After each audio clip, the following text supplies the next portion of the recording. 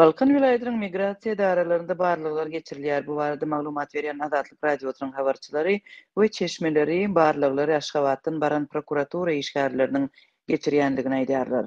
Balkan vilayetinin Balkanabad we Türkmenwasy şäher migrasiya sahamçylarynda Aşgabatdan bas prokuraturanın işgärleri tarapyndan deriňew işleri başlandy. Dip Azatlyk radiosynyň habarçysy yerli döwlet edaralaryndaky çeşmelerin birnäçesine talgylanyp 9 martda habar berdi.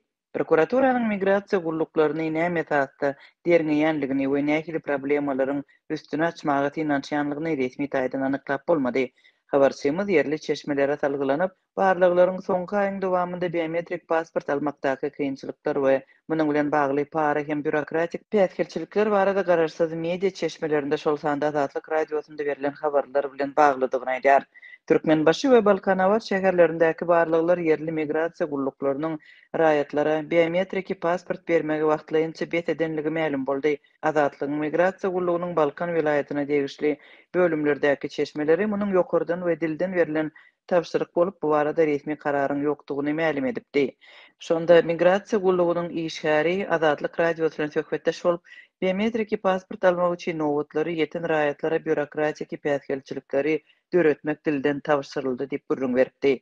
Azatlygyň çeşmeleri şonda özlerine dilden edilen görkezmelerde şeýle kararyň sebäpleri dünýädäki dartgynlyk we durnuksuz ýagdaý bilen baglanşyklydygyny aýdypdy. Şol wagt aralygynda Aşgabatdaky habarçylarymyzyň biri pasportlaryň berilmeginiň wagtlaýyn bet edilendigini tasdiklap, munyň esasy sebäpleriniň biriniň täze pasport üçin blanklaryň gutaranlygy bilen düşündiripdi. Şeýle-de bolsa päsgelçiliklerden para berip geçip bolýanlygy anyklanypdy. Habarçylar $300 möçberinde para bilen biometrik pasport taýýarlap bolýanlygyny, hemme parany bermek üçin oňa tanyş tapmaly bolýanlygyny habar berdi.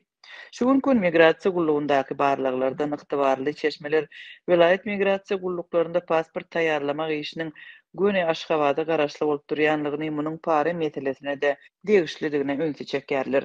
Esasy migrasiya idarasyndaky islendik paranyň göndengöni Aşgabatdaky merkezi idara bilen bagly bolup, ýöneki ofitserler depedäki başlygyň ruhsady bolmazdan ýekeje zagran pasport berip bilmeýändigi görünüp duran zat.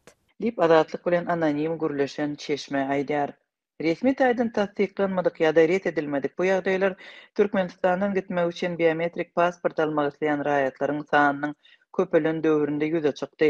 Türkmenistanyň daşyna gidýän raýatlaryň sany koronavirus pandemiýasy wagtynda wagtlaýynça azalypdy. Türkmenistandaky agyr işsizlik, paraxorluk raýatlary gazanç üçin daşary ýurtlara gitmäge mejbur edýär. Türkmenistanyň hökümeti halkyň durmuş derejesiniň agyrlaşmagyna sebäp bolýan ykdysady problemalaryň we migrasiya meselesiniň bardygyny resmi taýdan boyun alman gelýär.